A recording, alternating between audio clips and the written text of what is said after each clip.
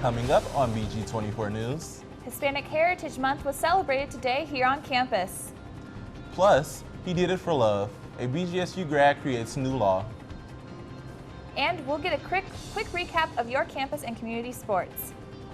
We'll also take a look at your full Black Swan weather forecast. Welcome to your campus and community connection. Live local news starts right now. This is BG24 News, live at 5:30.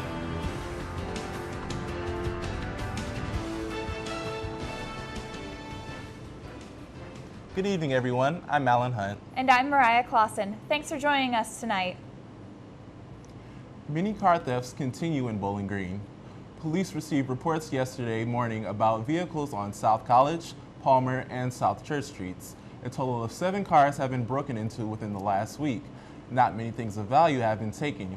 The most expensive items stolen were electronics. The investigation continues, but police believe multiple people are involved. Officials want to remind citizens to continue to lock and secure their vehicles and belongings. BGSU is celebrating Hispanic Heritage Month with a Latino Arts Extravaganza. As part of the celebration, reporter Amy Steigerwald is at the Student Union. Thanks, guys. I'm here in the Student Union with Kathleen Longoria Perez, who is the president of the Latino Student Union. Can you tell us a little bit about what's going on today? Yeah, today's a Latino Arts Extravaganza, and we're going to have a lot of singing, dancing. We actually have dance lessons. We're going to have El Corazón de Mexico Ballet, and it's just going to be very, very fun today. All right, and the event ends at 6:10, so be sure to head down to the Student Union right after the show. Thanks, guys. The event is sponsored by the Office of Multicultural Affairs. In recognition of Domestic Violence Awareness Month, the BGSU Women's Center is unveiling their Silent Witness project today. The project includes 63 life-size wooden silhouettes bearing names and stories of victims and how they overcame abuse. The unveiling will take place at 7 p.m. at the McCord Road Christian Church in Sylvania. LGBT student organizations came together Tuesday night at the Union Oval. Reporter Lexi Martinez says how students reflected on the lives lost of transgender women of color. LGBT organizations at Bowling Green State University came together and recognized the lives of those lost because of hate crime within the transgender women of color community this year. Nadia Alzamami, co-facilitator of HUE, honoring, urging, and empowering queer people of color, explains how transgender women of color are often silenced in dialogue in the Black Lives Matter movement. Really just say our name is really, that's what it means to me. It's bringing focus and allowing people to take up the space of exactly who they are without apology. And really just allowing people to remember and think and focus on these people that are otherwise kind of just forgotten. The event focused on the trending hashtag #SayHerName, which brings awareness to women of color who have been killed by hate crime. Participants formed a circle and sang a song to honor each life lost of the 20 transgender women who have been murdered this past year. Organizations who held this event hope this will bring the LGBT community into conversation and raise awareness for Say Her Name around the BGSU campus. Abby Wessels, student at BGSU, says how trans lives matter is not only important for the BGSU campus, but for society as a whole. What they see here, what they hear here tonight, and taking it out into the rest of the world and spreading it. Alzamami says how we can remember these women. Going out and living day to day is something that we cannot afford to forget.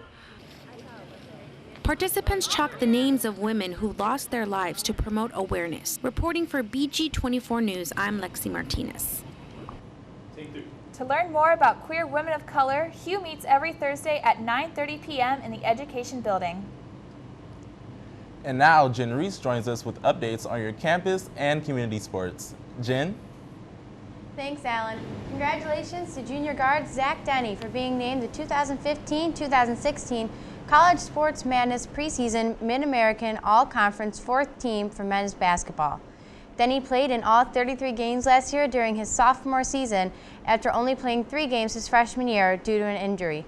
He started in 21 contests and logged a team high of 896 minutes of play for the season. As a sophomore, he was ranked 3rd on the team, scoring about 9.2 points per game and second in the team in rebounds at 5.2 boards per outing. The Falcons' first game where you can see Denny in action is on Friday, November 6th at 6 p.m. at the Stroh Center against Notre Dame College. This Friday, the Falcon hockey team will be traveling to Columbus to face the Ohio State University. This game will be a part of a two-game series in the in-state rivals. The next game will be here at Bowling Green. After an exhibition win at home this past weekend against Toronto, the Falcons are favored for a victory, especially with the Buckeyes coming off a 14-19-3 season. Last year, during this series, the teams both defeated each other 3-2 at their home rinks. Both teams are ranked 16th in the USCHO.com preseason poll. The women's soccer team is preparing for 2 away games this weekend, one of which is against Toledo. The girls will be facing Toledo at Toledo this Friday at 4 o'clock. The Rockets will be going into this game coming from 4 straight losses, and they want their first conference win to be against our Falcons on Friday. The Falcons currently hold a 6-5-1 record, with the Rockets being 4-9. This record for the Falcons is the most wins they've had since the 2011 season. On Sunday, BGSU will be facing Central Michigan in Michigan at 1 o'clock. Michigan has an identical MAC record to the Falcons at 2-2. However, their current record is at 3-7-1. Coach Denny Schmitz announced the baseball team's 2015-2016 captains. They are junior Greg Balzaga and seniors Corey Brown, Devin Daughtry, and Matt Smith. Brown, the Falcons' star center fielder and leadoff batter, started in 51 games during his first season with the Falcons. This is his second season being selected as a captain. And now, back to you, Alan. Thanks, Jen. October is Fire Prevention Month, and the Bowling Green Fire Division is holding an open house this Saturday. People can sit in fire engines and watch demonstrations of fire extinguishers and hoses. The open house is from 10 until 2 on Pearl Street.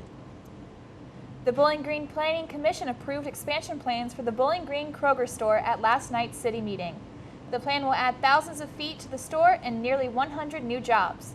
Construction for the new expansion begins in November. It should be completed by the end of 2016. BG's new city plan has received statewide recognition. The plan was awarded the top in the state for comprehensive planning by a small jurisdiction. The award was presented yesterday at the American Planning Association Conference in Toledo. Coming back to Bowling Green State University is something that many alumni do after years of graduation, but few come back after making history. Candace Bridges tells us about an alum who won a national battle.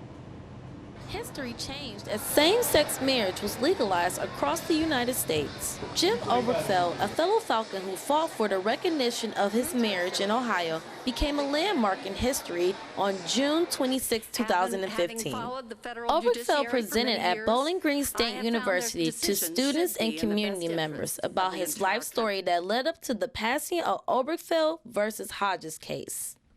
The legalization of same-sex marriage may have passed, but Obergefell says why he still fights for equal justice.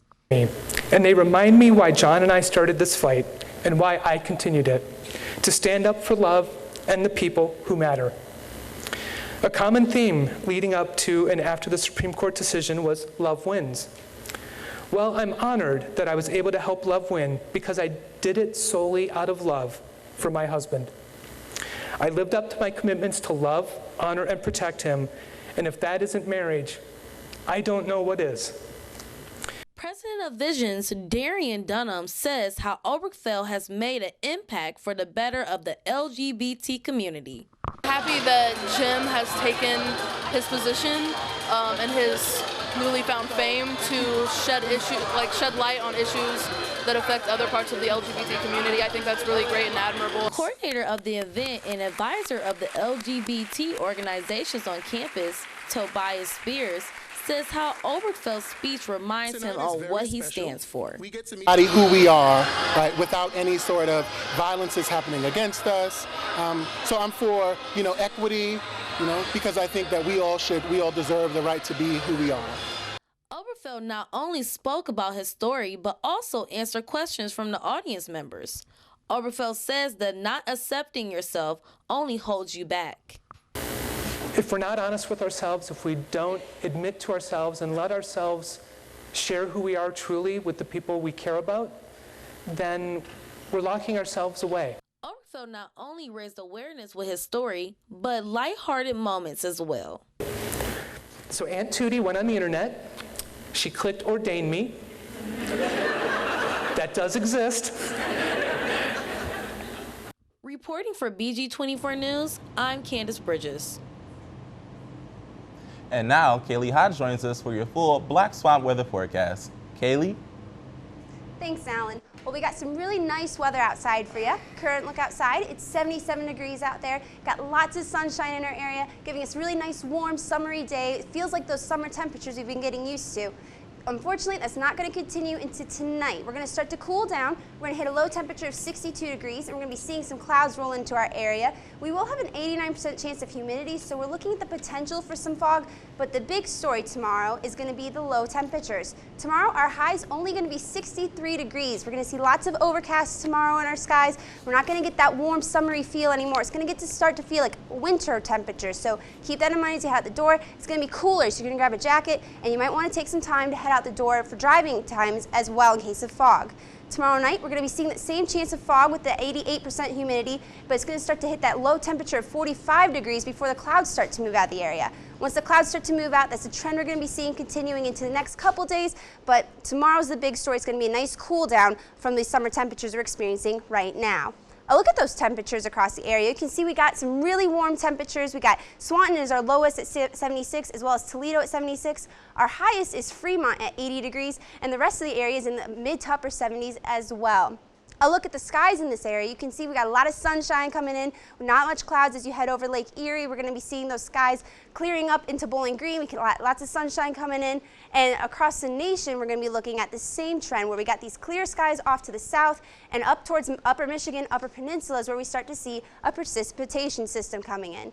That's also going to be extending across Nebraska. We're going to be seeing some more precipitation as well, but what's causing this is this low pressure system right here. You can see this low pressure system centered over Wisconsin is bringing this warm front into Michigan where we got these clear skies behind it and the precipitation up north of it. We also have this low cold front extending behind this low pressure system, bringing us the precipitation over Nebraska.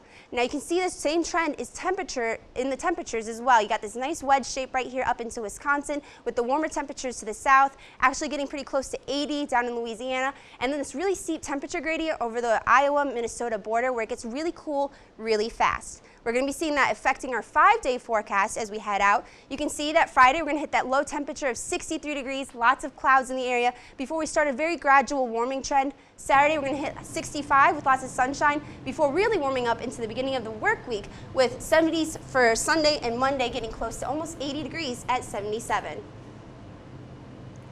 Kaylee, looks like we'll be having a great fall break. Yeah, it's a really great break to get out, maybe do some pumpkin picking, everybody's favorite fall activities. But you're going to want to keep in mind as you head out the door, it's going to be quite cool, so you're going to want to grab a jacket for tomorrow. These temperatures aren't going to continue though, so we're going to see some warming trends as you head out. Awesome, great. Bowling Green's League of Women Voters is hosting a candidate forum Sunday. The forum will offer a chance for voters to meet with all 11 candidates running in the mayoral, city council, and school board races. Issues on this upcoming ballot also will be discussed. The forum takes place at 7 p.m. at the First United Methodist Church on East Wooster. So, fall break's coming up. Are we all going home this weekend? Yeah, I'm going home. Detroit is home for me, so I'm excited to see my family. And of course, my church, so I've been away from for a while, so it's pretty good. You're going to have some nice weather as you head out into the fall break. So you're going to do any of the pumpkin picking or any of the stereotypical fall break activities? Oh, definitely. A bunch of pumpkin spice lattes are going to be in the works for me. Oh, you can't forget about apple cider either. Oh my gosh, with caramel. Oh my gosh. Caramel apples. Go apple picking and get some caramel apples. Yeah. Well, that's all for BG24 News tonight. Be sure to follow us on Facebook, Twitter, Instagram, and YouTube for more stories. Also tune in at 5:30 for the BG24 Producers Panel show. From everyone here at BG24 News, I'm Mariah Clausen here with Alan Hunt, Jen Reese, and Kaylee Hodge. Have a great night, everyone.